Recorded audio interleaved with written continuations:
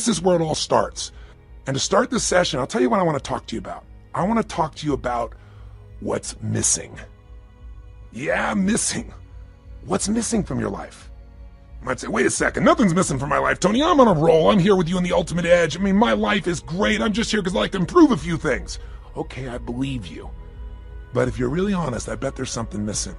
And by the way, there's nothing to be embarrassed about that. We're so weird as a society. It's like we all want to be perfect. You know, something missing from my life? Nothing's missing. We try to cover it up even to ourselves. But I'll tell you how we know it. If you look around at most people's lives, there's this huge thing called stress.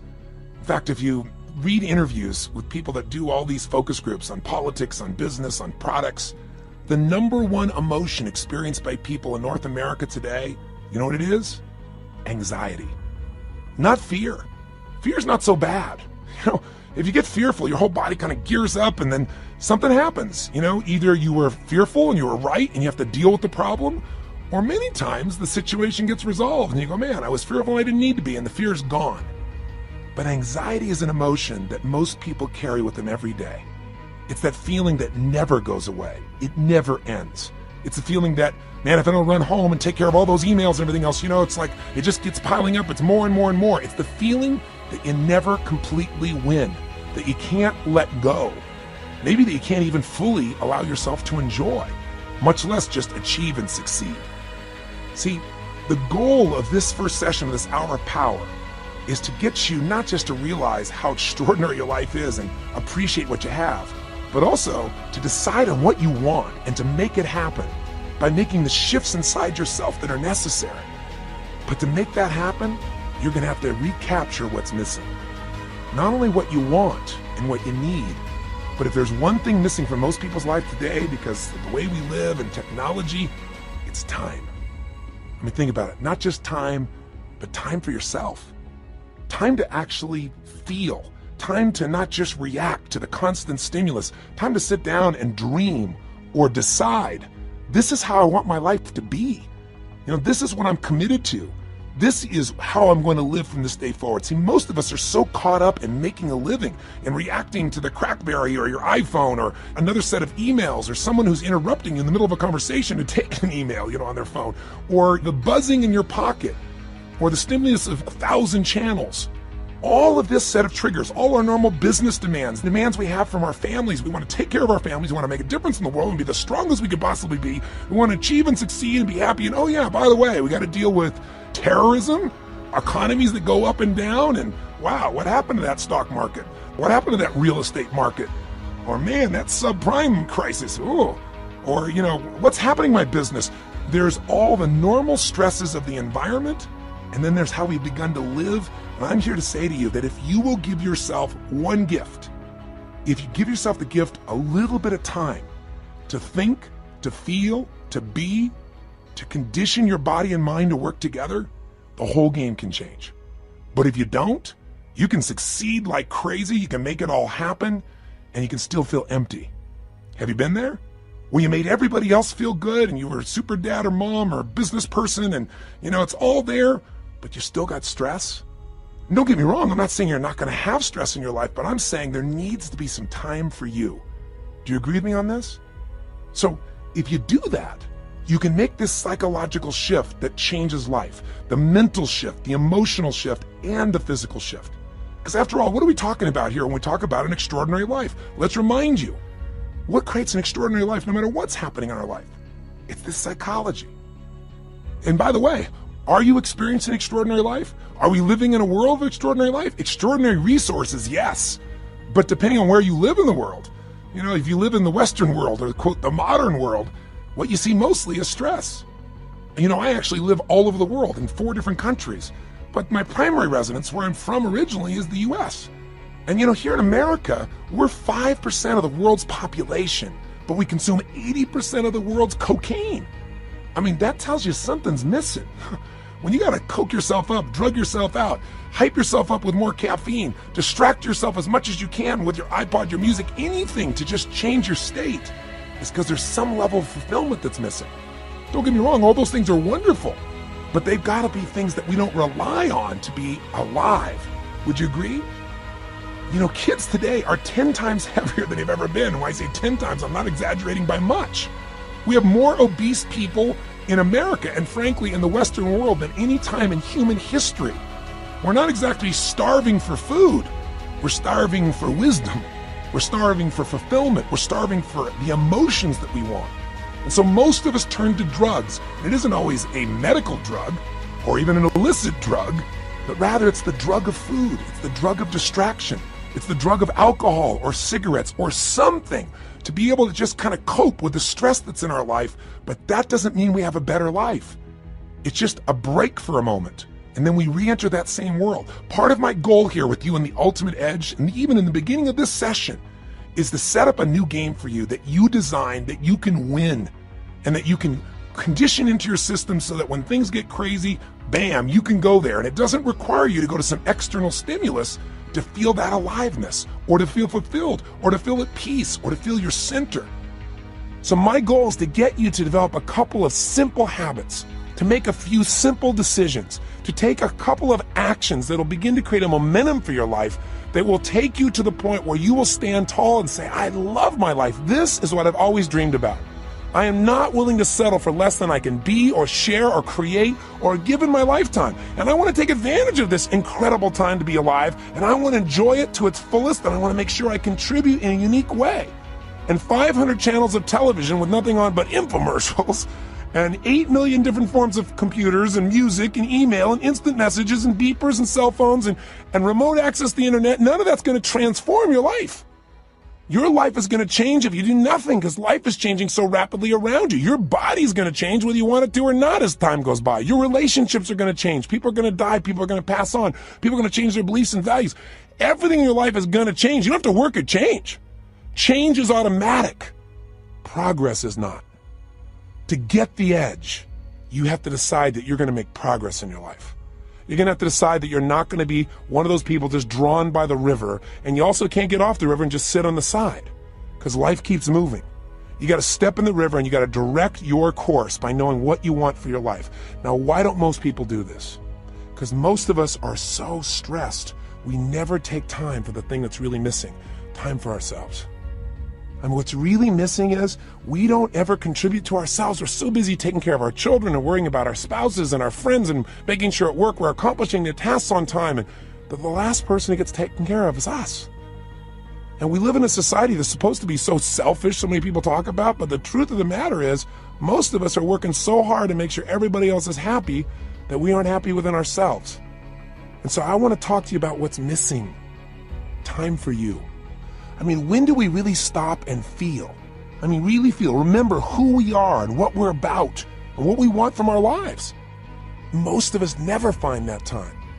And so what happens to most of us is, since we're constantly in the action of doing, you know, the old phrase, we're not human doings, we're human beings, it's kind of corny, but it's true.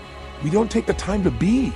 And so what occurs is, out of the stress of doing, constantly competing, trying to make sure we achieve, we contribute, take care of the family, and we make everything happen, most of us, to survive, look for a way to stop and distract ourselves. And so we drug ourselves. And the drug isn't always regular drugs. We don't call it drugs, we call it food. Because you eat enough of that stuff and load up, guess what happens? All of a sudden you relax. You know, especially if you overeat, all that blood rushes into your stomach, you know, and you start to breathe again. Do you ever notice when you're going, go, go, go, go like this, you're not breathing very much? That creates just a bit of stress. And some people, that's not enough. They get CNN and then they're working on the internet simultaneously and they're getting a conversation on the other side because they figure if they can keep enough things going in their head, they can forget about all the stuff that's stressing them. You know, they don't even care about what's on the television. They don't really care about what they're surfing on the net. They just need an escape. But you know, you'll never escape your way to fulfillment. You'll never escape your way to joy. You'll never escape your way to an extraordinary life. The only way you get that is by deciding what that means to you.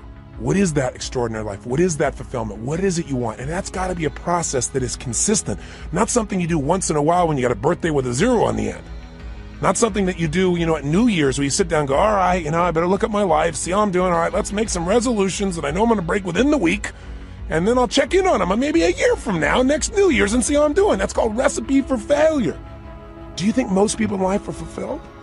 Or are most people in life stressed? Now let me tell you, stress is a code word for fear. It's See, when somebody says they're stressed, that's because they don't want to say I'm fearful. You go, no, I'm just stressed. I have all these things to do. Well, why are you stressed about it? Well, if I don't get them done, if you don't get them done, what? Well, then everybody will be upset. Well, what if they are a little upset? Well, well, then I'll have failed. Well, if you fail, what does that mean? Well, you keep on digging. If they fail, they feel like if they failed, then they're worthless. If they're worthless, they won't be loved. Stress comes from making things more important than they really are.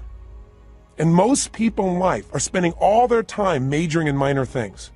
They're putting all their focus, all their energy, all their attention on responding to the reactions of the moment, rather than stopping in that timeless place of who you are and saying, gosh, what is it that I really want today? What do I want to create? Because I got to tell you something. Everything in the outside world, everything around you that you like or dislike, that's stressing you or that you're thrilled about, was first created on the inside. Everything that you're experiencing in your life, your relationship, the way your kids are, your job, your opportunities, it all started with decisions you made in your head. Decisions about what to focus on, decisions about what things were meaning, whether you should be upset about it or whether you should learn from it, whether this is a challenge, an opportunity, or a crisis. And the decision about what you're going to do, these decisions are shaping your life. You got to understand, getting the edge simply means this: 80% of success in anything in life is psychology. The ability to manage your mindset, your ability to find the opportunity in any situation. This isn't stupid positive thinking where you just sit around and, go to your garden and say there's no weeds, there's no weeds, there's no weeds, there's no weeds. I don't believe in that kind of positive thinking. It's garbage. There's weeds there and you got to pull them out.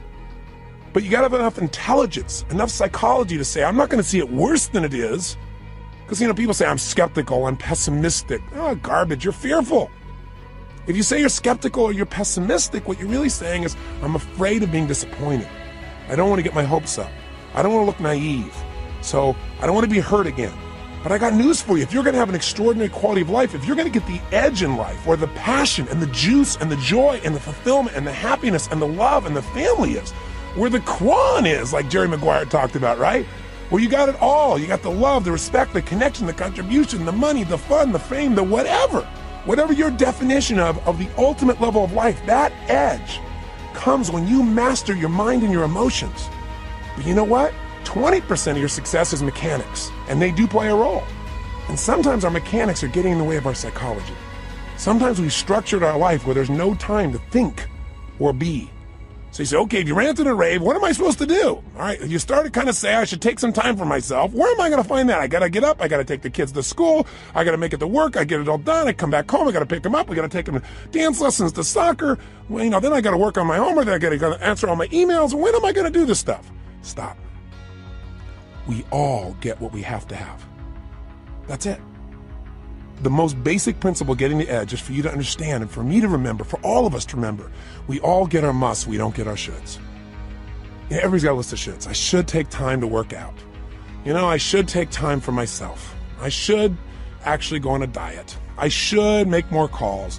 I should just allow myself to listen to some music and meditate a little bit. I should do my taxes. But most people doing this stuff, they just what I call should all over themselves. You don't want to should all over yourself.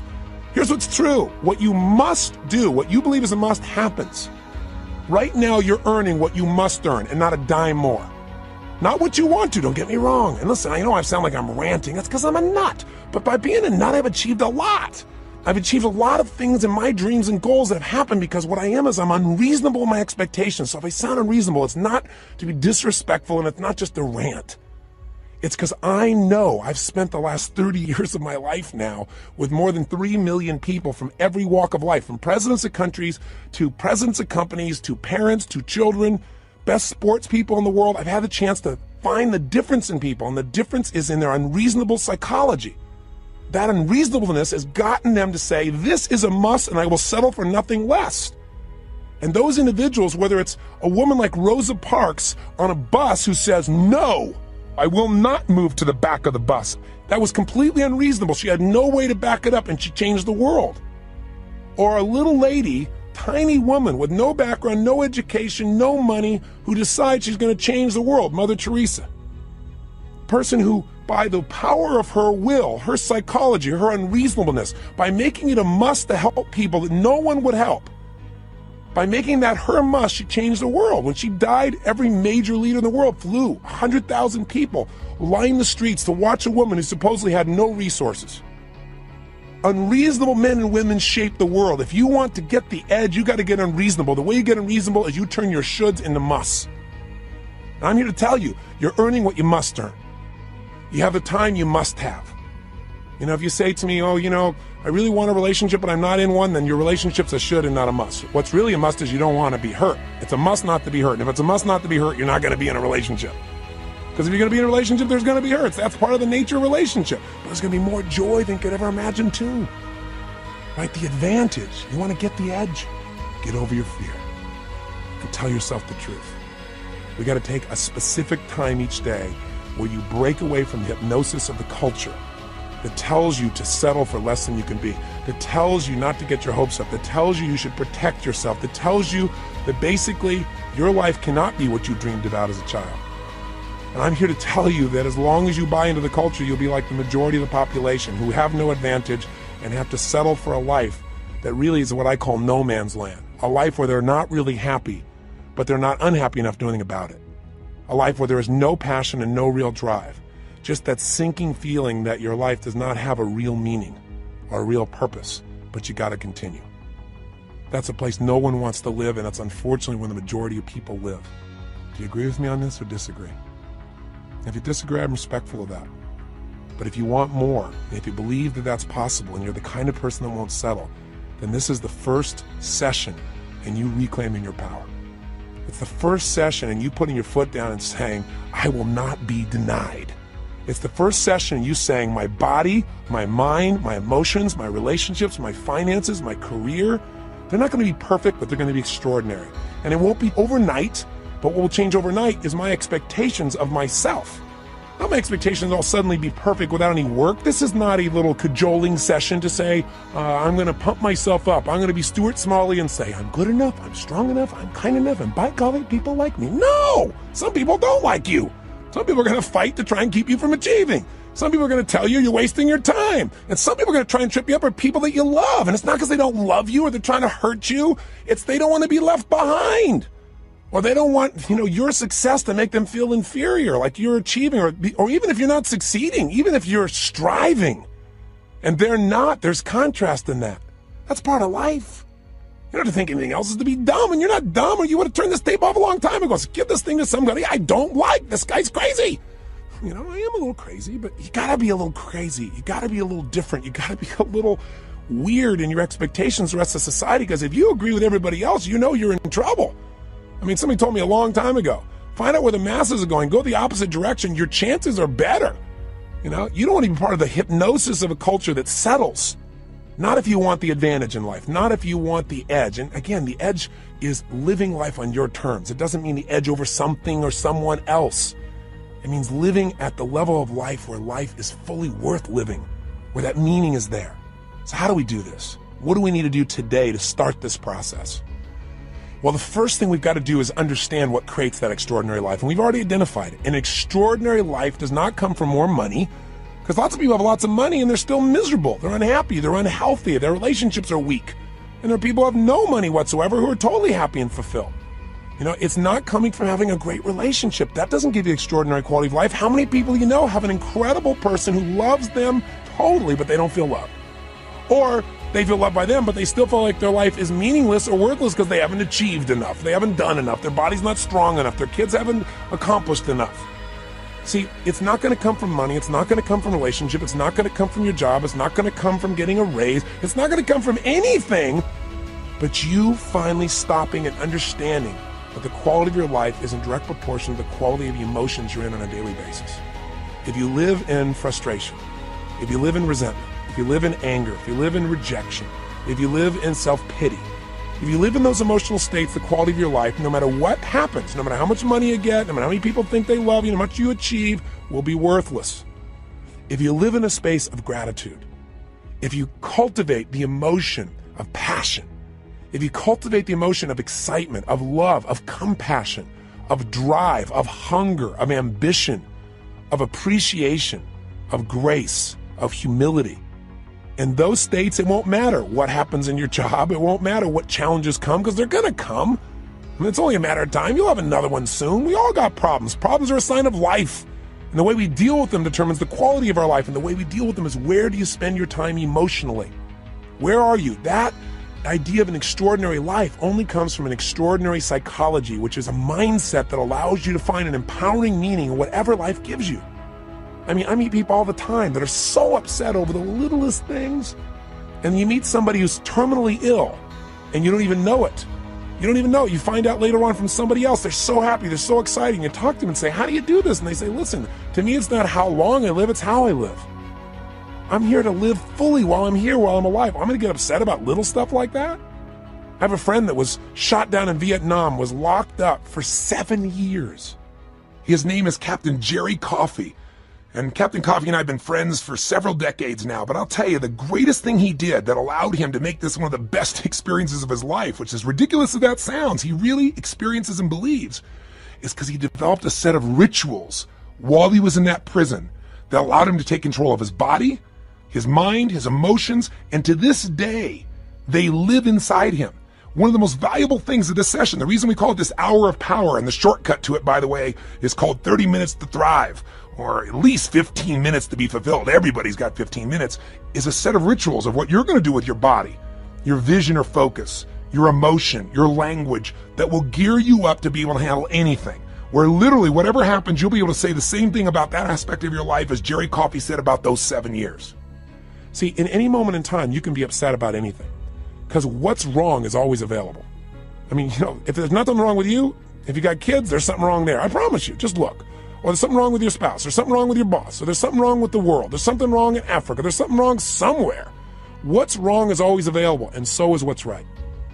If you don't consciously decide what you're going to focus on every day and make it a priority, then weeds grow automatically. You don't have to plant weeds. They're automatic.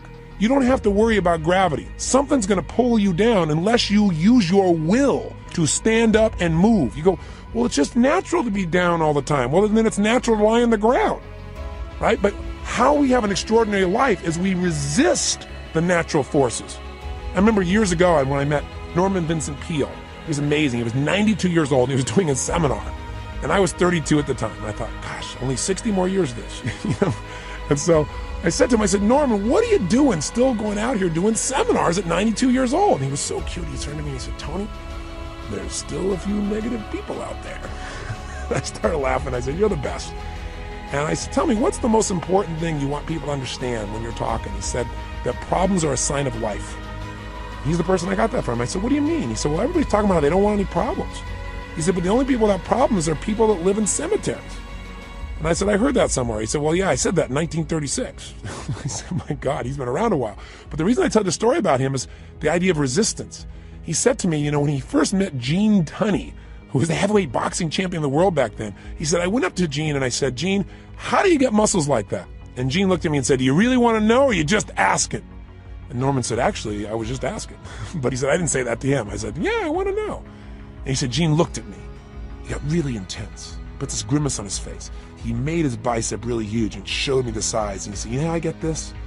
Every day I push against enormous amounts of resistance. And my pushing against that resistance sculpts these muscles. They expand by demand.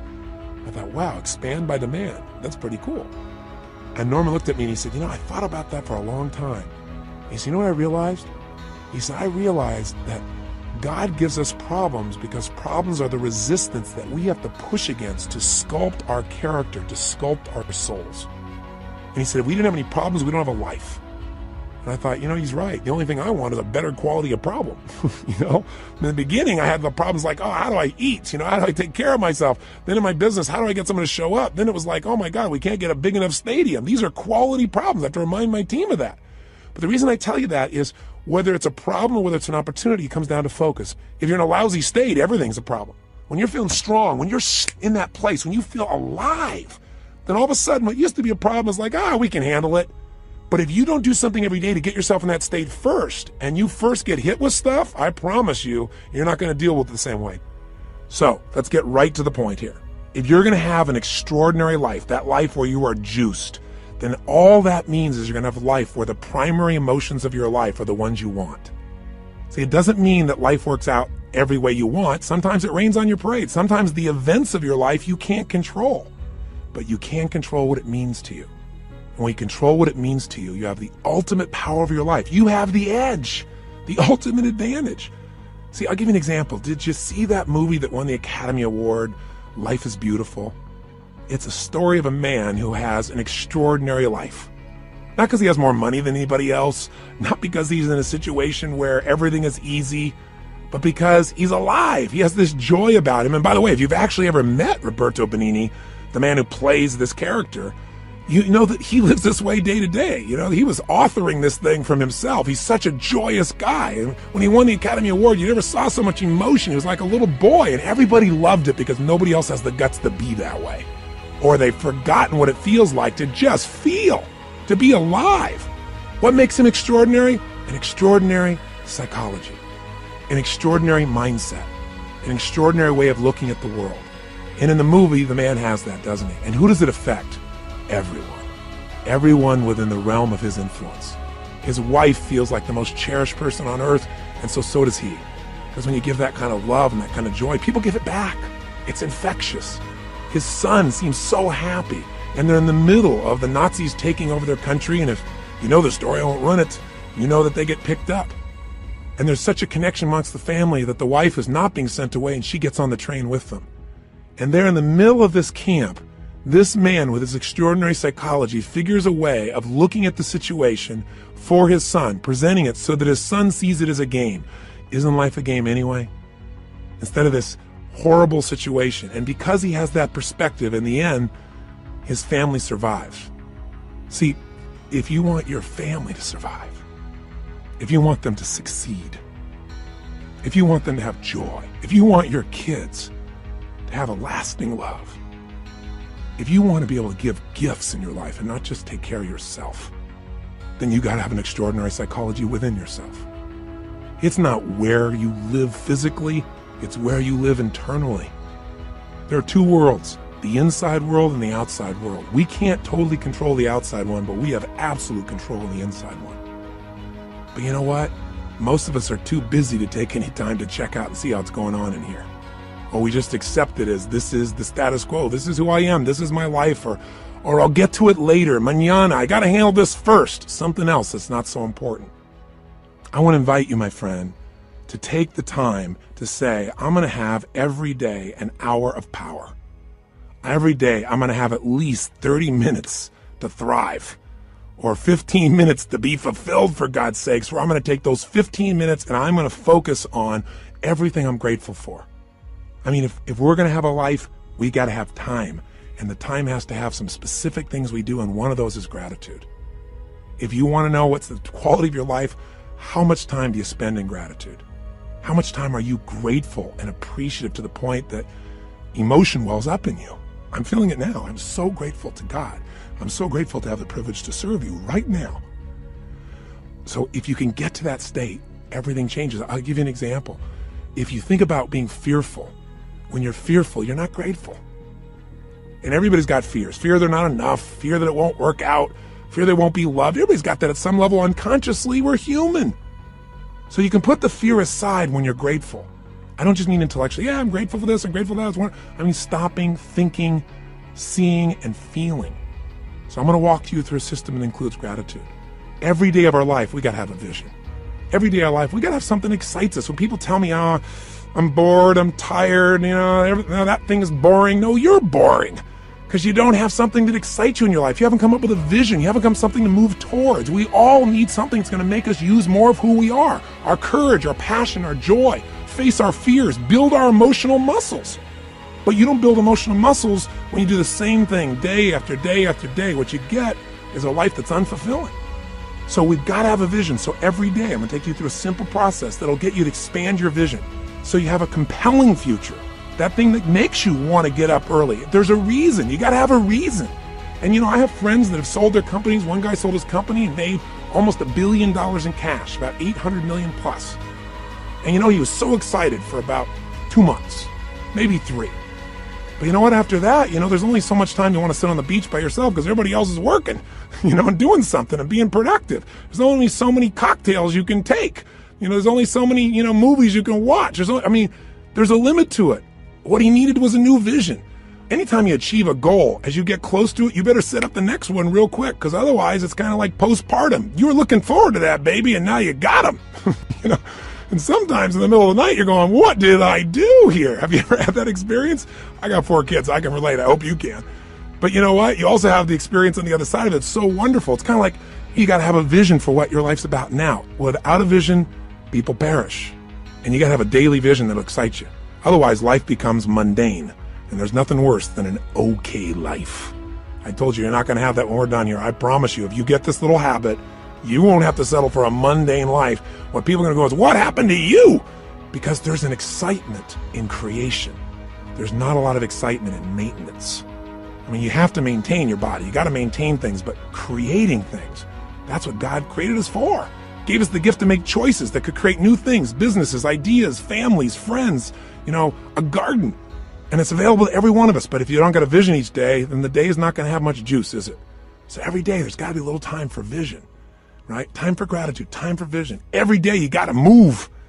I'll tell you why most people are unhappy. They don't move. Look at our lives today. I mean, most people live in a box, don't they? And then what do? They get up in the morning, have a box cereal breakfast, right? And then they get in their box and they drive. And sure enough, they drive to their box office. They go up a box elevator. They type on a box. They talk on a box. They have a box lunch. They drive their box home. They turn on a box to be entertained. And maybe they just really go for the variety and have a cylinder to try and change their state. Listen, life has got to be about movement. When you move, you're alive. Emotion comes from motion. The more you move, the more you feel. Motion in your voice. For me to have this voice change, I'm changing the way I move. You saw me right now, you think I'm a maniac because I'm moving different ways, but that's how you feel. And by the way, the less you move, the less you feel, the less alive you are. If you're totally rigid, totally inflexible, no movement, this is known as death, right? So if you have emotionally, you're stuck, move. So every day you got to move. Now that can be a simple, gentle form of exercise, but it's something that's got to happen. And by the way, if you want a great relationship with anybody, what do you got to have? Some time with them, don't you? How about you? How about you? And not only do you have to have time with them, but maybe have a conversation with them. And most of us got conversations in our head, but we're not directing them. So we're going to show you each day how to have a conversation that you direct. A way of directing your mind, of shaping your mind, of conditioning your mind. It's kind of like going to the gym and just getting in the best shape of your life, but it's the best mental, emotional, spiritual, physical shape. And you don't need me to do it. I don't have to follow you around the rest of your life. This is going to be something you're going to do for yourself. And remember, if you don't do this every day, it's okay. I don't do it every day either. But I'll tell you what I did. I did it for years. I did it for months in a row. The way I shifted myself is I realized I can't do this once in a while. I got to drive it in my body. And I did. The physical change, the focus, the language, until I literally felt it, breathed it, experienced it. I mean, I literally drilled and programmed my mind that I would follow through, where I would expect the best, where I would take action without hesitancy. If you're not yet getting the result, come back to this process. If you miss a day, just do it the next day. But I will tell you this, if you do this for the next 30 days, 21 minimum, couple of weeks, absolute minimum, I'm talking at least 15, 20, 30 minutes, you're going to get momentum. You're going to get addicted to this. You're not going to be doing like it's a chore. You're going to look forward to this time with yourself. You're going to come out so vital and strong for your day, or at the end of the day to get ready for the next one. You're going to love it. And I will tell you, I've talked to people who've done this for years and then they stopped for a while, and then something else showed up in their life and they know exactly where to go to get back on target. They come back to this hour of power. And you don't have to do the full hour. Just do 15 minutes to be fulfilled. Do 7, 8, or 9 minutes where you move your body. You get focused on what you're grateful about. You focus on what you really want. You do some incantations and you'll be rocking and rolling. And if you do that, you'll get momentum. Pretty soon you go, oh, let me do at least 15 minutes. Oh man, this is feeling good. Let me go for a half hour. Don't you deserve at least 30 minutes out of your day? Out of 24 hours? An hour out of 24 hours to have the power and the juice and the excitement and the strength be activated in you? Listen, all this stuff's in you. But if we don't focus, if we don't activate it, we're not going to have the power and fulfillment we deserve.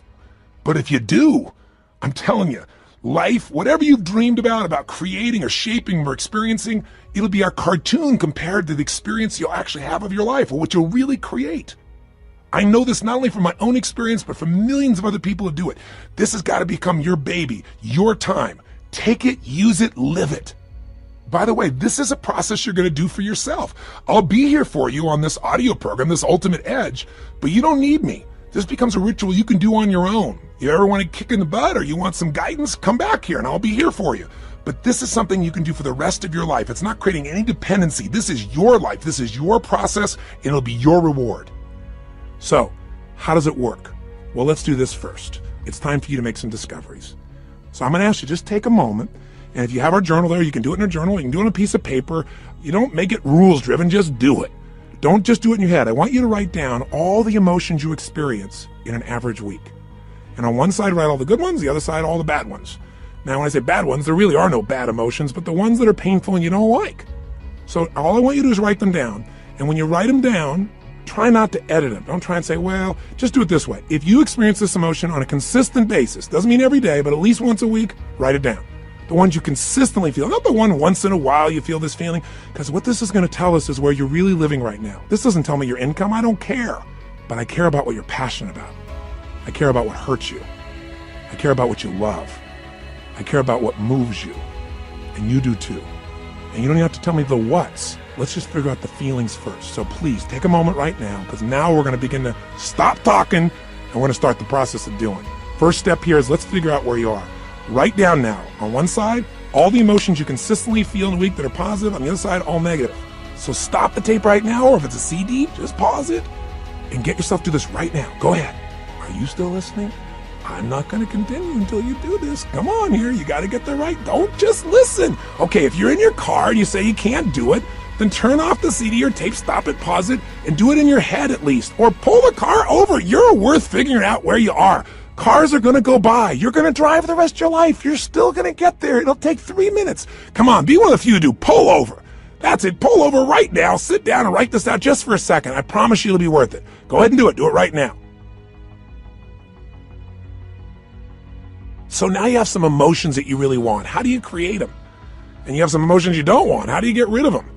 What if I told you you literally could change how you feel in an instant?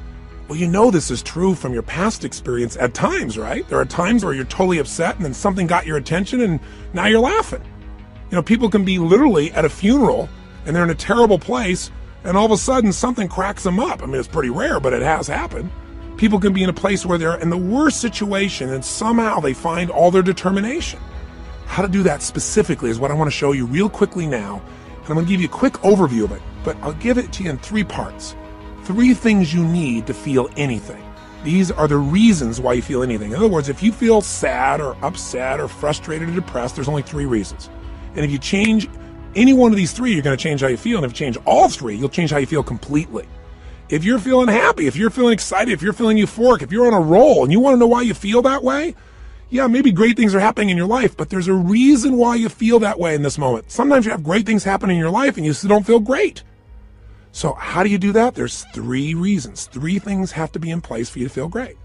I call these 3 reasons the triad because there are 3 patterns that if you do these 3 patterns in your body in a certain way, you'll get a certain result, and it's like a recipe.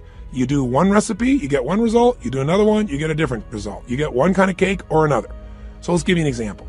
I have an initial seminar, an immersion, where in one weekend people get massive momentum to change their life. It's called Unleash the Power Within. It's a chance in a weekend to really step up and say, I'm going to transform it. I don't care if it's my body, my emotions, a fear, my job. It's time to do it. And we put people in an environment for 3 days of total immersion that is a blast. And people come out transformed. That process, though, very often, one of the first things I'll do is I'll ask people, what do you really want? I'll take people in the audience. We've got 1,500, 2,000 people in that type of program usually. And they'll say, oh, well, I want to make, $1 million. I want to make $1 billion. I want to help my kids get through school. I want to have more confidence. I want to lose 57 pounds. I say, okay, great. Why do you want these things? If you lost the 57 pounds, if you made the $1 billion, what are you going to get? And sooner or later they'd say, well, if I change the world, it'll make a difference. And I'll say, yeah, but what will that give you? And eventually say, well, it'll make me feel good, like my life had meaning. Or they'll say, if I lost 47 pounds, I'd feel more sexy, or I'd feel more energetic. Or they'd say, if I made this money, I'd feel freedom or power or secure. Whatever it is you want, you only want it because you think it's going to give you a feeling. And the truth of the matter is you can have that feeling right now if you just change these 3 patterns I'm going to tell you about. So the first pattern that determines how you feel is not the event, but what you do with your body in this moment. Right now, you're feeling, whatever you're feeling right now as you're listening to me, is related first to how you're using your body. If you're slumped over, if you've not been using it, if you're tired, you probably feel different than if you're listening to me walking right now as an example. Now, I'll give you a more specific example. If I were to tell you that there was a depressed person behind curtain number 1 over here, And for a $100,000 donation to your favorite charity, if you could describe them physically without seeing them, I bet you could do it, couldn't you? What's their posture like? You know, say it or think it at least. You can say it, no one's going to hear it. You're probably in the car. You're walking, people talk on phones all the time. They don't know what's going on. Speak to me. Seriously, what's their body like? First, their posture's probably what? Slumped. Where are their eyes? Down. Where's their head? Down. What's their breathing like? Full or shallow? Of course it's shallow. Their facial expression, up and tight or slack? You know it's slack. Now, how come you know all these things without me telling you? Because you've practiced this stuff before, haven't you? We all have if we've ever experienced this. Now, if you do this with your body, I don't care who we are, if you do these things to your body, you're going to feel lousy. You're going to feel depressed. Now, if you change the way you use your body, if you put your shoulders back, if you breathe, if you use your voice in a different way, if you move or gesture at a different tempo, it's hard to feel depressed in that way. In fact, there was a research study that was done early in my career that was done at UC Berkeley. And they did something that sounded insane. Traditionally, if somebody's depressed, if they go to a traditional psychiatric approach, today we live with a philosophy that depression is merely a Prozac deficiency. You know, that we live in this world today that if things aren't working out, let's not resolve what's going on inside you, let's just drug you. It's called better living through chemistry. Yeah, just drug you and keep on going. We do the same thing with kids today. We got this attention deficit disorder. They've now upgraded it to ADHD, attention deficit hyperactive disorder. This couldn't be the fact that kids are overstimulated, don't get enough focus or attention, and don't know how to use their energy in a world where things are going so slow when they're learning in school compared to how they are on the internet and on MTV or anything else. It must be that we should drug them into submission so they get as slow as us and we're comfortable. It's an interesting way that we look at life today. The truth of the matter is these kids are using their bodies in ways that aren't acceptable, but they're not being directed. We go for the quick hit. We want the instant solution, even if it isn't a long-term solution that makes us more healthy. You can get a solution, but it may not be sustainable in a healthful way. The bottom line is, in that approach, we usually drug people. So at UC Berkeley, they tried something different. No drugs. Did something you're going to think sounds so stupid. Here's all they did.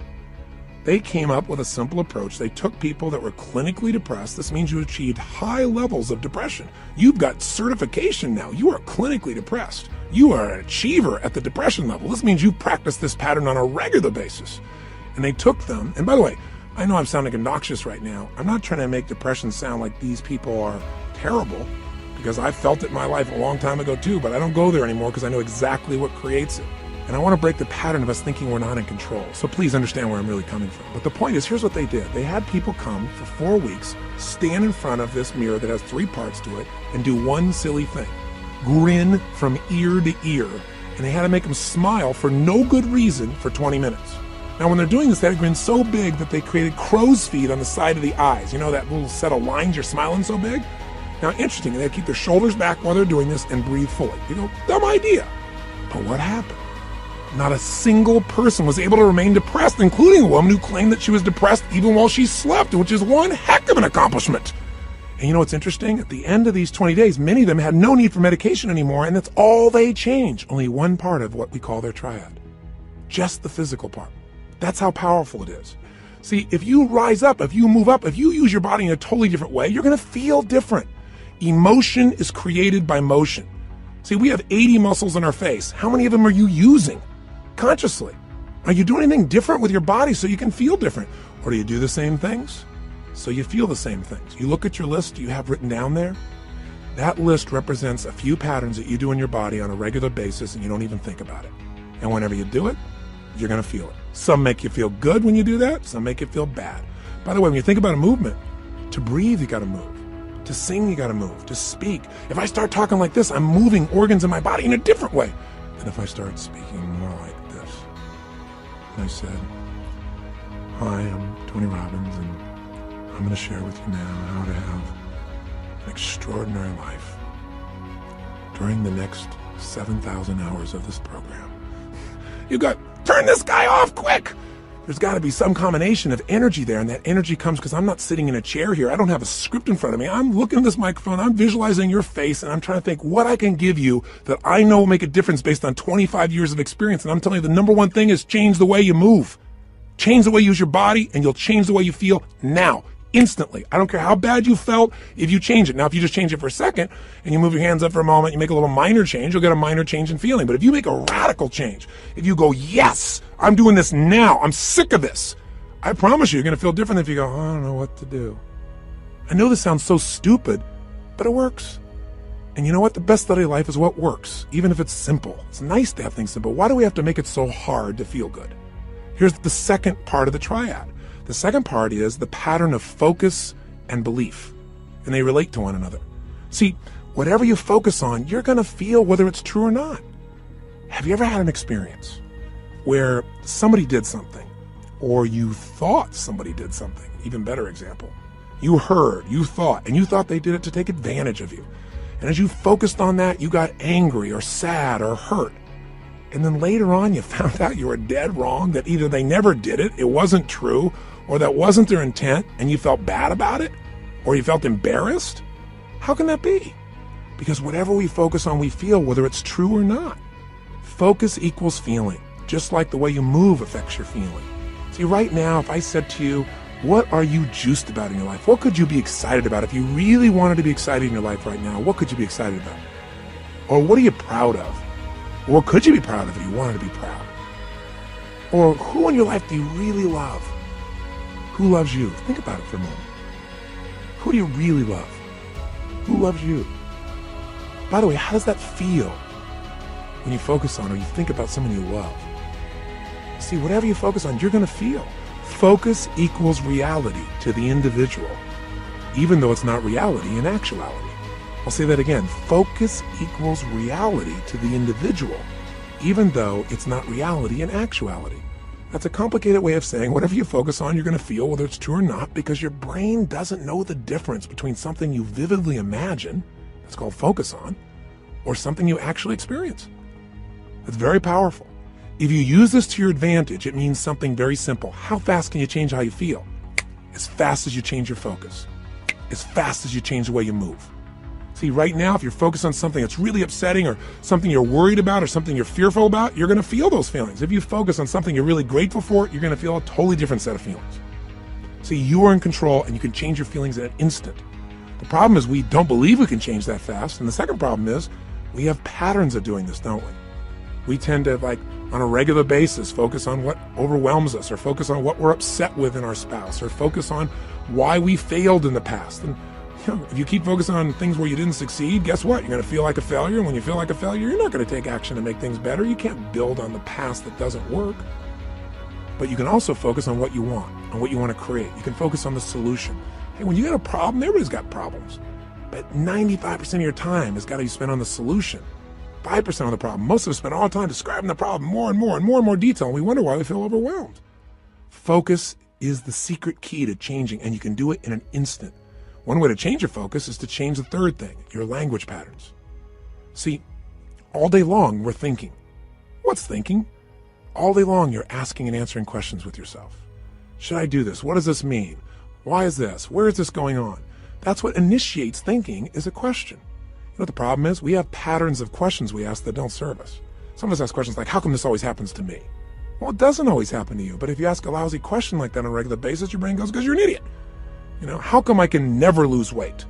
Well, you can lose weight, but ask a lousy question, ask and you shall what? You receive. How come I can never lose weight? Your brain says, because you're a pig.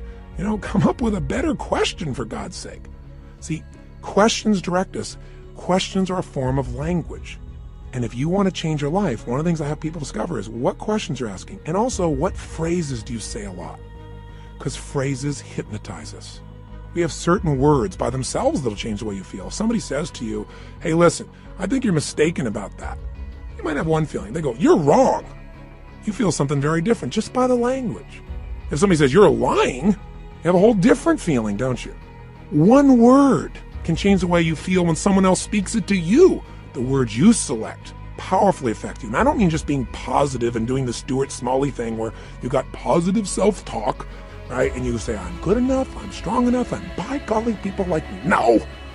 I mean noticing the habit of the words and the emotions they create. And then third part of language is the phrases that you say with such emotional intensity that you start to believe them. We call those incantations.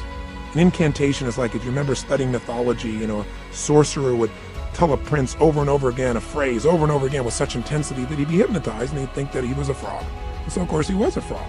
That's what he experienced. We experience whatever we focus on. We feel whatever we picture. We feel whatever we say to ourselves. We feel whatever we do with our bodies. Those are the three patterns. If you change those three patterns, any one of the three, you're going to change how you feel. If you change all three, you're going to radically change how you feel. If you change the pattern of how you use your body, if you change the pattern of what you focus on daily, which, by the way, I'm going to show you a technique for doing today that could change your life. Very simple. If you change the pattern of what you say to yourself with the emotional intensity you say it, you're going to change the pattern of how you feel. Now that means you could pick any feeling you want and say, if I want to feel that way, what do I do with my body? When I'm in that state, how do I move? How do I speak? What do I do? Let me try it. When I'm feeling that good, what do I focus on? What do I really focus on? And by the way, what does it mean to me when I focus on it? Because you can focus on something and one person looks at it and says, because that happened, that's why I can never be close to another man or woman in my life. That's why I can never trust again.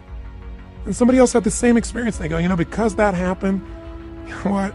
I've learned so much about myself. And because that happened, I appreciate the person I'm with now so much. You can't have a foreground without a background. Right? That's the secret to life. We have absolute choice. We have absolute control about how we feel. And whatever feelings we put in our lives on a regular basis will determine the quality of our lives. So you can have frustration, anger, upset, overwhelm, insecurity. You can be fearful. You can live in a state of guilt, worry, whatever, or you can live in a place called passion, joy, thankfulness, gratefulness, connection, love, wonder. And if you create those emotions on a regular basis, are you going to have a different life? You bet you are. Okay, so how do we take these three understandings and make it so we don't have to think about it, but we actually, on a regular basis, condition ourselves to have the great emotions we want and get rid of the emotions you don't want? Well, first step is awareness. See, next time you start to feel like, oh, I'm so frustrated, I'm so angry about this, notice what you're doing with your cheeks. What are you doing with your mouth? What happened to your breathing just now to do that? What's happening to your eyebrows? Are you tightening your fingers in your hands? Because we all have very specific things we do to get into our version of anger or frustration or tired or overwhelmed. Does that make sense? Just notice what's happening in your body. Say, okay, I'm not breathing. That's a clue. Let me start with a little change there. My mouth is so tight, I can't even talk. That might be a clue why you're a little uptight. So loosen your jaw. Second thing, okay, what am I focusing on? I'm focusing on how, this isn't working. Now, to help you understand the belief part, ask yourself, in order to feel this way, what would I have to believe? In order to be frustrated, what would I have to believe? I have to believe that it should be better than it is, and it's not, and it's not working. Well, maybe it isn't working, but is that going to help you to focus on it isn't working? Let's focus on what we can do. Or if you say, I feel like it's hopeless because in order to feel hopeless, I have to believe that there's nothing I can do. Is that really true? Is there's nothing you can do? Or are you just caught up in a state? Are you just caught up in a pattern? See, if you ask yourself, what do I have to believe to feel this way? It'll help you to break that part of the triad, because you'll start to say, that isn't really even true. All right, so that'll help you there. Third part of awareness is say, okay, what am I saying to myself? Why do they do this? How come they always do these things? Why don't they ever listen? I'm asking a lot of lousy questions because they may listen sometimes, but I'm saying they don't. I'm saying it with total intensity. Of course I'm going to feel bad. Let me change what I'm saying. Let me change what I'm asking. How can I turn this around? What do I need to focus on to make this work? What's the truth here? Maybe I can't control it all, but I can control what it means to me. What does this really mean? If you just have that awareness and you break your pattern, you can get out of a negative emotion in a moment. Then you can say, well, how do I want to feel? To feel like that, what would I have to focus on right now? What would I have to believe? I have to believe, I can turn anything around. I may not like it, but I can make it happen. It's just another challenge that God's given me to sculpt my soul. Throw it at me. That's what this is about. Now, here's what you can do that'll make this part of your life. You make it a simple ritual. When you use the word ritual, some people think of something religious or something, hocus pocus. Rituals, a simple word for rituals would be habits.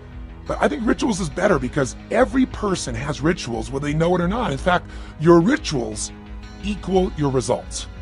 If you look at your life and let's say your body is not where it wants to be, I promise you, whether you know it or not, you got rituals. What do? You start your day the same way each day. I'm sure you start your day by first going on a long walk or exercise approach. You eat really consciously. That's why you're overweight, right? Wrong. You may be starting off at Starbucks, and then you're going for that muffin, and then you're rushing off and not really taking care of yourself, and so your body never gets the right start. And what do you end up doing when you get to the office? you have a set of rituals. Whenever people are failing, they have rituals that cause them to fail to achieve what they want. Listen, if you come home and the first thing you do when you go home is you go straight into turning on your email, and flip it on, or you flip on the news in the background, and you do all these different things, if the first thing you don't do, people have rituals in their relationships. What's yours? What's the first thing you do consistently each day when you go home? I know every day's different, but there's some overall patterns, aren't there? I mean, people who have a great relationship have a very different ritual than people that don't. There may be people that love each other, but there's no passion, because what's the first thing they do? Their ritual is come home, hey honey, a little kiss on the cheek, and then boom, go straight and turn on the email. Or boom, go and turn on the news or something in the background. Or say, I gotta go take a break right now. They don't connect. They don't have some ritualistic way to connect that produces energy and excitement or playfulness or fun. You meet a couple that are really in love, they have fun things. The first thing I do, and I'm not saying we're the ideal, but this is the weird thing we do. I come home, the first thing happens, the door closed, I go, Lucy! Because I remember as a kid watching Lucy and Arnaz, and sure enough, I love Lucy. My wife is a crazy mofo. My wife is a crazy nut, right? That's why we're made for each other. And it creates a different tone, a different energy. And then oftentimes we do different things, but all of a sudden I'll say, where are you? And she'll hide. Or she'll come running at me, we haven't seen each other for years, playfully, me hug and twirl. We do this stuff all the time. I mean, I'm making this up. People go to my personal assistant very often, and the most common question she gets, she tells Sage and I is, I've seen them in the seminars, I've seen this environment. I mean, they're not like that really all the time, are they? And that's how bad our society's become, because most people's rituals do not produce playfulness. They don't produce passion. They don't produce sensuality or teasing or flirting. It happens with somebody at work, but maybe not with the person you're in love with at home. See, rituals shape your life. So what this is about is discovering a set of rituals that'll make you stronger for every area of your life. But I want this also to become kind of a trigger for you to say, okay, if I'm not thrilled with a certain part of my life, what's my ritual in that area of my life? What are my financial rituals? Is it avoidance? Do I really get focused on it? Do I pay attention to it? Because if it's not working, you got the wrong ritual. Find someone who's succeeding and find out what they do differently and do that, and your life will change.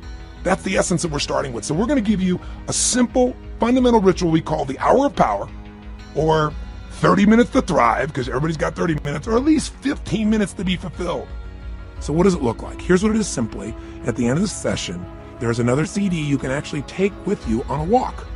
You can go and make this process happen, and I'll guide you through it in case you forget how this works, but it's pretty simple. It has 3 parts. Here's what you're going to do. The first step is that you want to make sure that the moment you wake up in the morning, there's no hesitancy to get up. So you start to train your body, which is training your mind. Remember, your body and mind are linked. Whatever you do with your body, it's going to affect your mind. You want to train your body to jump out of bed immediately with energy, without hesitancy, and to start moving. Because remember, emotion comes from motion. We've got to move. Now, ideally, you would exercise in the morning. There's a lot of reasons to do that because of all the times. And by the way, I'm a night person, so I understand if you go morning, well, I ain't jumping out of bed in the morning. I turn on around midnight or 1 in the morning, and sometimes I don't go to bed to 4 or 5. So what I'm talking about, you can adapt, but just hear me out. The ideal time to work out is in the morning, because if you exercise in the morning, you turn on your metabolism and you have it for the whole day. If you don't exercise, you get no metabolism and you just keep gaining fat, and your body loses its strength and you lose muscle every single year, especially as you age. But if you can train yourself to do that in the morning as the first thing, even if you have to get up earlier, or go to bed slightly earlier, or just take 1 hour less sleep, or 30 minutes less sleep, or 15 minutes less sleep, if you can do that in the morning, you turn on the metabolism, but you also turn on your emotions. Movement and breath are the first phase. So what you're going to do, have your shoes beside your bed, and if you've got somebody to do this with, it's even better. I mean, if you got your lover and the first thing you do is get up in the morning and you can spend time walking with them, that's great. But you get up and you physically move. You go for a walk anywhere. You get outside. You get out of the house. You move immediately. Now, walking doesn't sound very dynamic, and you may want to run, but you walk first to start warming up your body, warming up your metabolism. And as you're walking, there's a pattern of breathing that when you do it, it will stimulate your body to cleanse itself, and it'll start to move everything you need. And the ratio of breath is you're inhaling 4 breaths in a row, so it's, and then you're exhaling 4 in a row. As you're doing this, you're actually going to be tapping fingers. You'll be doing this same pattern again and again.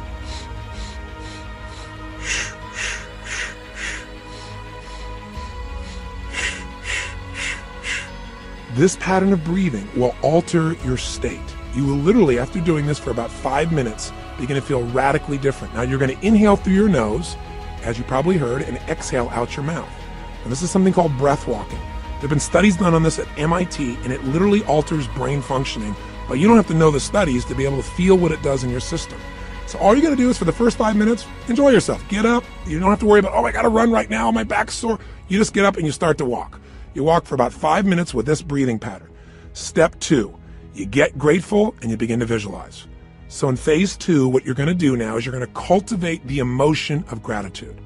What you're going to do very simply is, remember I said fear disappears when you're grateful. The minute you're grateful, you're rich. When you have everything in your life to be grateful for and you don't feel that emotion, you got nothing, you're poor.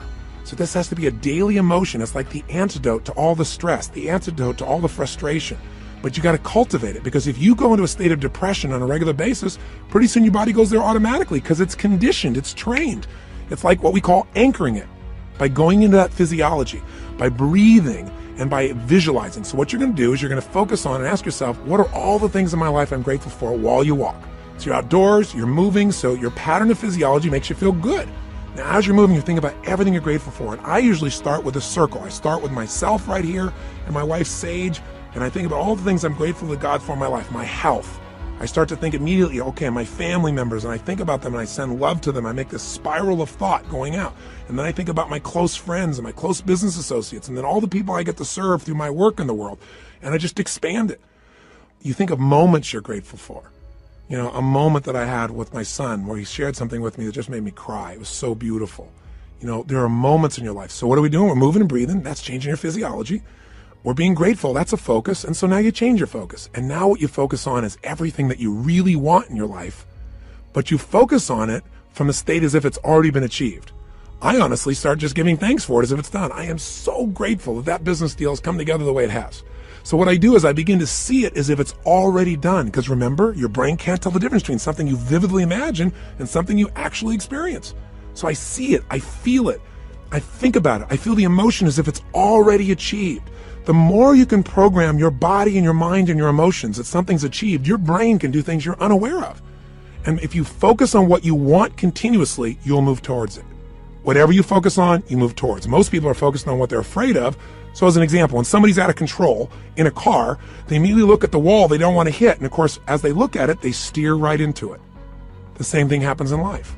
Wherever you focus, that's where you go. Don't focus on what you fear. Focus on what you want and make it real. The more certain you are that what you want can happen, the easier it is for your brain to figure a way. When you say this is important, your brain starts noticing anything that'll get you to what's important. And if you believe it's already happened, you know enough about life that when you have that kind of certainty, your brain will find the way. Now you start focusing on today. What do you want to create today? You think about meetings you're going to have. What do you want to make that happen? Instead of going, oh, I got to go to this meeting. What do I want? Most people think about what they have to do. Think about what you want to do. Who do you want to turn on, excite, make happy? Who do you want to make laugh? What do you want to achieve there? What do you want to accomplish? See, the more you can see it in advance, you got to remember, everything that's in your outside world started in your inside world. Everything in my life, my kids, my businesses, this conversation with you started as something in my head, and now it's real. The same is true for you. You got to create in your head first the way you want it if you want it to show up in your life the way you want it. Most people create in their head what they don't want, and so of course they keep manifesting what they don't want. So even for this day now, focus on what do you want to create out of this day. Think about what's coming up. How do you want it to go? How do you want to feel? How could you respond? And just get yourself juiced about the day. So now what you need to do is incantations. So if you're walking, as you're walking, you can be doing this. You can even be doing it with the same breath you started with. Or you can be going, I love my life. I love my life. I love my life. You go, that sounds so positive, thinky tone. But you know what? If you do it over and over again, you're going to be vibrating. I've done incantations my entire life. It's how I've conditioned myself. 25 years ago, when I first started speaking, I was 17 years old. I'd made some changes in my life really quickly, and I started sharing it. And I didn't have speaking skills, but I had a state. You know when you're in state and things just flow? Just like having a conversation, you don't have to think about it, it comes out of you. But I made myself get in state because I was fearful. So I said, I got to focus on how to serve, not on am I going to do a good job. I need to focus on giving, not on how am I going to do. If you focus on how you're going to do, you're going to get worried. So I created an incantation, and I've done it for 25 years before I go on stage every single time. If anyone's been backstage, they'll see what I do. I make a big change in my body, take an explosive breath, shh, and I do this thing I call a power move that stimulates my body so I'm at the strongest state I can be. Second thing I do is I do my incantation. And what I do is I say this. I say, I now command my subconscious mind to direct me in helping as many people as possible today to better their lives by giving me the strength, the emotion, the persuasion, the humor, the brevity, whatever it takes to show these people and get these people to change their life now. And I do it again and again and again. Now I can do it once today, and I'm there. Because I used to do this literally for 45 minutes driving someplace. I'm driving my old Volkswagen Bug, and I'm supposed to do this speech to share with people how they can do these things. Or I'm supposed to meet this person one-on-one. And I would literally chant this out loud. Now, why do you do it out loud? Because if you go in your head, that doesn't affect you. Speaking engages your physiology. And when you speak with certainty and intensity, it conditions you. So the bottom line is you do this while you walk. So if you're conscious about this, you can do it under your breath, like I said. You can do it in a breathing pattern. You can do something simplistic, like, every day and every way I'm getting stronger and stronger. As you're jogging, as you're walking, every day and every way I'm getting stronger and stronger. Some old phrase from an old book from years ago. Anything will work as long as you say it with intensity. Every day and every way I'm feeling happier and happier. Every day. And you say it again and again. And what you'll actually get is a rhythm. I'll tell you what incantations do in case this sounds stupid to you. Maybe it'll help. Have you ever made the fatal mistake of going to Disneyland and getting on a ride called It's a Small World After All? If you have, you know the power of incantations. Because what's stuck in your head for the next 3 weeks? That song in 37 languages, right? Or if you hear a song and you get it in your head and you can't get it out, and it goes on and on and on. Well, this is a way to get the right idea in your head and condition it, but not just the idea, the feeling. So now what you need to do is exercise, ideally 20 minutes, no less than 15, 30 even better, and if you can do 45 minutes, that's wonderful, and that's how you get to the hour. And so at the end of this hour of power, you want to celebrate. You want to say, my God, I got myself to do this thing that set me up for victory. Now, you won't have to work at celebrating, I promise you. You'll feel so good, you'll be vibrating, especially if you did the incantations. Now, this process, you might say, well, I'm not going to run 5 times a week, and you don't have to. You can just go on a walk, and you can do this process, this hour of power of focus, and you can spend 10 minutes on gratitude, 10 minutes on visualizing, 10 minutes on what you want to have happen today, and do it in 30 minutes. This is your freedom. But I can tell you, if you'll give yourself an hour, where 15 or 20 of those minutes are based on these 3 things: massive changes in your physiology that make you feel great, massive changes in your focus that make you focus specifically on gratitude and specifically on what you want to have happen and feeling like it's already been achieved, and then massive changes where you push your body to be stronger and you make some incantations, you say some phrases over and over, at least 5 or 10 minutes of it, you will have conditioned your mind, your body, your emotions, and your spirit will soar. And now you will deal with problems radically differently. There won't be problems, there'll be challenges for you. And more importantly, you'll be excited to connect with people. You'll be excited about your projects. You will affect people around you in a different way because you will have an extraordinary psychology. Now, by the way, these fundamental rituals, they really come down once again to doing something to change your body, something to change your focus, something to change your language. And where did I come up with this? Well, the biggest changes of my entire life have always been engaging those 3 forces. I mean, I've called it the triad then, or the hour of power, but these are the things that changed me. When I was in my very early stage of my life, and my mother and father got in this major conflict, and my mom got really upset, so she kicked my father out, and you get a sense of who was the power in the relationship by that description, don't you? But the bottom line is she thought I was on his side, so I went out next, and it was Christmas Eve, and I had to figure out how to survive.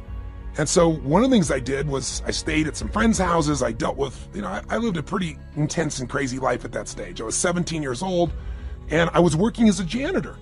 And I worked in a place called San Marino, California, and I was living in a city called Azusa. I was still in high school, and I would literally take buses to be able to get to this place in San Marino. I worked with 2 banks, Security Pacific Bank and Lloyd's. And I loved being a janitor because I could work in the middle of the night, and you got paid for results. Instead of lollygagging along, man, I kicked butt. I went in there, put, the equivalent of my iTunes on, but in those days, it was this big 8-track portable player. That shows you how ancient I am. But I carried it around from room to room, and man, I just kicked butt. And I got through that thing, they gave me 6 hours to do, and I think I used to do it, if I remember right, like in 3.5 or 4. But it took hours to get there, hours to get back. Not just one bus, but I had to make connections on them. So long story short, I'm doing this, I'm not getting much sleep, and getting up in the morning, going to school, and I'm burning out, but I'm still sticking with it. And I'm upset with my mom because I feel like she is not listening to me. And frankly, this is not an attack on my mom. Thank God she did this. This made me so strong. At the time, I hated her guts, honestly. But she was pushing me in ways I didn't really realize at the time. You don't always understand as a kid. I just had my own story about it. But all I knew was I was trying to survive. And the bottom line of the story, and the reason I'm telling you this in terms of rituals, is this. I finish maybe 1:30, 1 o'clock in the morning, and then I'd get out there and I'd jump on that late night bus and start the long journey home. Well, interestingly enough, on this night, I get out there, I'm waiting for the bus, and I'm going, I know I didn't miss it. And I kept my eye out on it because, I couldn't afford to miss the bus. It's the only bus till morning, or, I don't know when, hours and hours later. I never discovered that, but I knew I had to be on that bus. And nothing came. An hour went by and nothing came. An hour and a half went by. Now I don't know the real time, I can't remember honestly, but somewhere around 2:30, 3 in the morning, and I'm freaking out. And so sure enough, guess what? Somebody comes by and goes, hey kid, what are you doing? And I said, what are you talking about? This man, he said, the buses aren't coming, because I was sitting on the bench. He said, there's a bus strike. So what do you do? I didn't have any friends with cars. I couldn't, quote, call home and get a lift. So I finally thought, I got to get home. And I started walking. I thought, at this pace of walking, I am never going to get there. So inside of me, something just snapped. Something got mad. Something got intense. And what I started to do was started to jog. I thought, I can't jog all this way home. And then something inside of me went, you're going to find the way. You're going to find the way. And I started doing these incantations. In those days, I just started reading these books on programming my mind, some of those old basic books. And I started, as I was jogging, going, every day in every way, I'm getting stronger and stronger. Every day in every way, I'm getting stronger and stronger. And then after doing this over and over again, it became like an addiction. You ever had one of those songs get stuck in your head? Did you ever make that fatal mistake of going to Disneyland and riding on that ride called It's a Small World After All? And then that song is stuck in your head for like next 3 weeks in 167 languages. Well, this can happen in a positive way. This incantation, I kept changing. I'm getting healthier and healthier. I'm getting stronger and stronger. Honestly, I think in the very beginning I went, I'm going to show her. I'm going to show her. It was anger initially, honestly. I'm going to show my mom she can't stop me kind of thing. And then it converted into joy. I ran from San Marino to Azusa. How long is that accurately? I can't tell you to the exact mile, but it's roughly 12 miles. I'd never run 3 miles in my life. But I want to tell you something. At the end of that run, I never felt stronger in my entire life. I felt like I could storm through anything. Nothing was going to stop me. And that created a whole new momentum in my life. And what was it? Physiology, focus, and language at the most intense level. And literally to this day, when I have faced things in my life over the last 20, 30 years, I can pull back up that moment, that experience, without even thinking about it. It almost gave me, it's like it made that fundamental muscle. Now, after that time in my life started to take off. And eventually, obviously, mended things with my mom and my family, and everything became beautiful. And equally importantly, I grew as a man. I wasn't a stupid boy who was just focused on himself. I really started to shift how I could contribute, how I could grow, how I could make a difference. And in a short period of time, at a very young age, here I was, a very successful young man. I was written up in newspapers and magazines. My nickname was Wonder Boy. My ego started to grow real big, And the interesting thing happened was, I then got beyond my comfort zone. I started feeling that third pillar. I didn't call it then, but I started feeling these inner conflicts. I mentioned this when I talked to you a little bit in that first session on decisions and destiny, but I found myself in a place where I was making a lot of money. And I grew up very poor. And I had this blueprint, this mindset that said, man, I've gone through, 3 divorces with my mom. I've seen these men come and go. All of those arguments were based on financial stress. That's the story I had in my head. Obviously, it was more than that. They had conflicts in their values and their beliefs, but I simplified it to that. So I thought, man, if I can earn enough money, I can make everybody happy. Love will be there. It's not what happened. I went back and started hanging out with my friends, and all of a sudden they started like, yeah, you got money now. And I had all this judgment. I was never doing it for money. I was doing it because I wanted to make a difference, and I wanted to have some financial freedom too. So what I started doing? I started to sabotage myself. I didn't do it consciously. I did it unconsciously. started not showing up for key meetings, started showing up late, started snapping at people. And I'm a loving guy, and I'd feel bad about it. And then I'd apologize to the person, but then I'd go do it again. It was like unconsciously, I wanted to get back to where I knew everybody would be okay with me. They'd be okay if I was successful, but not too financially successful. And the bottom line is, if you've heard the story of my life before, people come up and say, how did you change your life? When you're back there in Venice, that's where I was. I lost everything financially. I moved into this cheap little, one-room bachelor apartment, not a bedroom, just one room. I was living in that room. I had my little cooking plate I had. I used to wash my dishes in the bathtub. 2516 Pacific Avenue, apartment 3A, if you ever want to check it out. I literally went back there years ago and knocked on the door to see who was living there and see if I could help them out, see if lightning could strike twice in the same place. That's a whole nother story I'll tell you sometime. But the point is, I found myself in this place where I was waking up each day feeling sorry for myself. My life was a mess. I was watching television all the time. I was eating to try and fill myself up because I wasn't filled up emotionally. And I gained 38 pounds in about 2.5 months. And again, that's not easy to do. So, what did I do? I kept eating and just not moving as much as possible.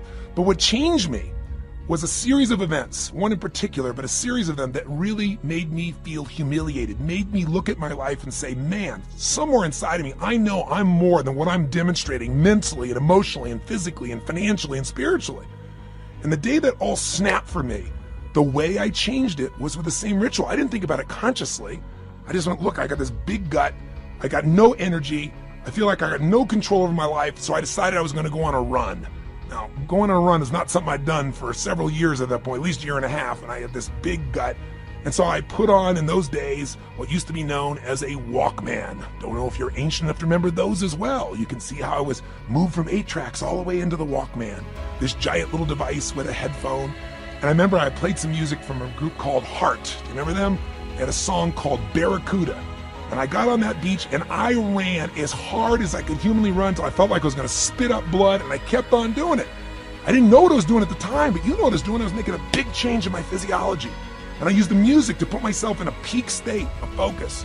And when I was done, I took out this journal, I wrote a line down the middle of the page, and on one side I wrote everything I was committed to having in my life. Everything. And the other side, I wrote everything I'm committed to not having in my life, which is most of how I was living. The relationship I was in, the way I was living physically, the way I was financially. I didn't even know how I was going to change, but I had an absolute vision for what I wanted. I was in a peak state physically, and I started doing incantations. I started doing these. I started going, God's wealth is circulating in my life. His wealth flows to me in avalanches of abundance. All my needs, desires, and goals are met instantaneously by infinite intelligence, for I am one with God and God is everything. I remember it so vividly. I'm not looking at some script right now. I remember it vividly because I did it day after day after day. And I didn't just say these over and over again. I visualized God's wealth is circulating in my life, and I see the wealth of God coming to me in the form of love and joy and connection and making a difference. His wealth flows to me in avalanches of abundance, and I'd imagine avalanches of joy, of happiness, of impact, of money, of love, of fun, everything. I'd image it. I'd feel it in my body, see what's happening. God's wealth is circulating in my life. His wealth flows to me in avalanches of abundance. All my needs, desires, and goals are met instantaneously by infinite intelligence. And I would say it with that intensity and see it, for I'm one with God and God is everything. Over and over and over and over again, till I would wake up thinking these thoughts. God's wealth is circulating in my life. I would feel this connection to God. I'd feel this connection to nature. I'd feel a sense of abundance. And sure enough, whatever you focus on, where focus goes, energy flows. I started looking for answers. What did I do? An hour of power. And I continue to do this today. Anytime I want to strengthen myself, and sometimes I'm not even trying to strengthen, I just want to get in the state of momentum, I go and do my hour of power. And I do it different ways, but it always includes a change in the physiology, my focus, my language, my sense of vision and gratitude. And I can do it different times and create all kinds of variety and use music and elements, but it never leaves me. And by the way, I promised to tell you exactly what Pat Riley did. I said, how did Pat, when he lost the second game of the NBA championship, 2 in a row, and he's looking at his players and he sees that they don't believe they can turn this around, and all the media saying, only 2 teams in history have ever been able to come back from 0-2 and win the championship. And you don't have a historic team here. It's not like you have the greatest players in the world on your team. He's hearing all this. How do you find a way to find that internal certainty that could get him to not only believe, but do what's necessary to maximize his ability as a coach? How did he find enough certainty that he could transfer that to his team? He did his own version of Hour of Power, does it to this day.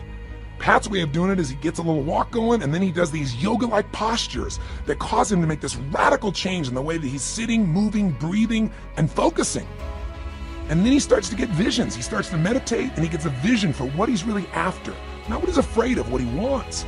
He asks quality questions that give him quality answers. And then, of course, he has his incantations for himself and for his team. They have a theme that they repeat again and again and again until it literally gets in their nervous system. One of Pat's most fundamental belief systems that he uses as an incantation with his teams as long as he was a coach was simply this: we are the best conditioned, strongest, toughest, most disliked team in the league. Because he wanted to be so strong that they could face anything. And all these guys get that in their body day after day after day. But it was in one of these sessions that he got the insight to say, we are winning. He got the vision. We're going to win 12 days from today. And then his second Hour of Power, he got the insight. Okay, I'm going to get these guys to have certainty because I'm going to tell them they're only bringing one suit. We're not booking in any other hotel rooms, only one night. There isn't going to be a seventh game. We're winning on the sixth game, and we're even going to book the venue for victory here in Miami that night when we get home. I mean, I'm going to box us in. He got that out of an Hour of Power. And then the sharing of the experience of Martin Luther King's writings that came on his third day of Hour of Power during this process.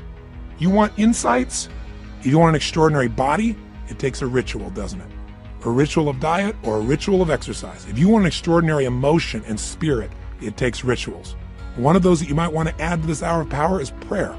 If you believe in prayer, this is it. This is a form of it. Maybe the greatest prayer is not asking for things, but saying, thank you. Thank you, Lord. Getting in that place on a daily basis for no less than 15 minutes to fulfillment, and ideally the Hour of Power, will change your life more than anything else. And if you did it for 6 months, your life will never be the same. Because all the research shows that if you even exercise for 6 months, you'll exercise for the rest of your life because it becomes physically addictive to you. If you get away from it, you'll feel pulled to do it. All you got to do right now is give it a week or 10 days. Do this with me for 10 days, and I promise you, you're going to get some momentum. And by the way, if you want to guarantee success, do it for 30. This process works. All you got to do is give yourself the gift of a little bit of time each day. Are you going to do it? Are you going to follow through? You bet you are. And I'll be with you each step of the way. Now, I know this audio session is much longer than any other than a workshop, because I really wanted to hopefully engage you. My goal was to do everything I could to get you to give yourself what you deserve, and to tell you the 3 things that you got to take control of, and to remind you of the fundamentals that your life is nothing but your emotions. If you get the right emotions, you'll work out. If you're determined, you'll work out. You can change a state that fast, but you got to get the habit. Are you sold? I hope so, because the sale is for you. It's not for me. It's for you to create what you want long term. If you will do this, and you'll even do it 4 days a week, if you'll just get a habit that you'll commit to and not break, your pride will soar. Because when you just discipline yourself a tiny bit, and by the way, this doesn't feel like discipline, it feels like joy when you do it. But if you discipline yourself just a little bit, you get a positive habit you've consciously created, it spills over into all the areas of your life. So thank you for listening. And what I want you to do is, tomorrow I want you to go do this first thing in the morning. I want you to start out your day by doing this Hour of Power, or this 30 minutes to thrive, or these 15 minutes of fulfillment. Just do it. And by the way, if this sounds complex and I've overloaded you because it's been a long session, don't worry. I'll walk you through it fresh as we do it, but make sure you get started. The hardest part is the first step. The hardest part to get is momentum. So my friend, I plead with you. Give yourself this gift each day. I mean, this is really one of the most important decisions of your life. And I hope my crazy, outrageous approach pushed you in the right direction and didn't push you away. I hope somehow I found my way into your heart or your intellect or whatever part of you we've got to reach to push the button that launches your life to the next level, to the level it deserves to be. So this is the beginning of a brand new journey. And I'm really grateful that you've allowed me to be your coach in this first part of the process. I think we can make immense progress, so let's start taking real action. Let's not just talk a good game, you and I. Let's do it.